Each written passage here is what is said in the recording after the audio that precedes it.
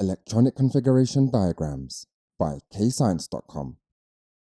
Atoms contain a tiny dense nucleus right in the middle, surrounded by shells also known as energy levels where the electrons move around. The small black circle represents the nucleus and is always in the center of the atom.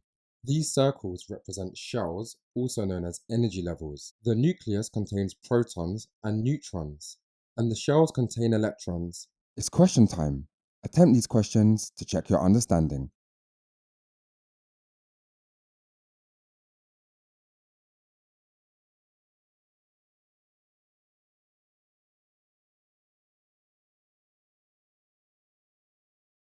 It's really important that you understand these electron shell rules when it comes to drawing different atoms. The first shell is the shell closest to the nucleus, shown here by the number 1. This is also known as the lowest energy level. The first shell can have no more than 2 electrons, shown here by the 2 green circles on the first shell. The second shell can hold up to 8 electrons. Notice that the electrons are drawn in pairs. This makes it easier to count how many you've drawn and less likely to make a mistake. The third shell can also hold up to 8 electrons. As shown here in the diagram, just remember to make sure you always draw your electrons in pairs. And the fourth shell can hold up to 2 electrons as well. In this example, the fourth shell is the highest energy level. Whenever drawing electronic configurations of any element, the first shell is always filled first. An easy rule to use to summarize all of this is 2882. It's question time. Attempt these questions to check your understanding.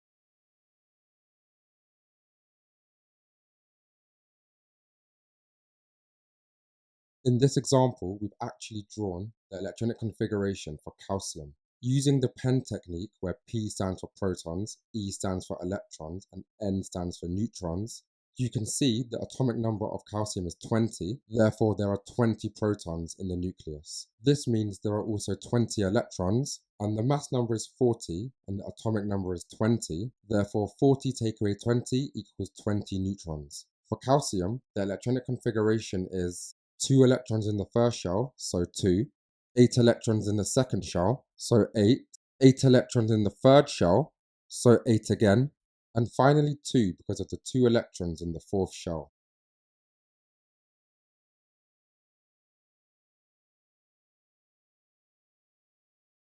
Pause the video here to practice the keywords. The answers will follow.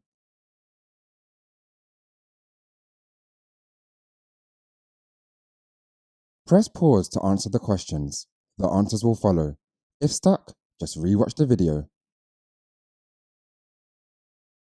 Press pause to go through your answers and make any corrections to your mistakes. When drawing electronic configurations, you must remember the rule, which is 2882.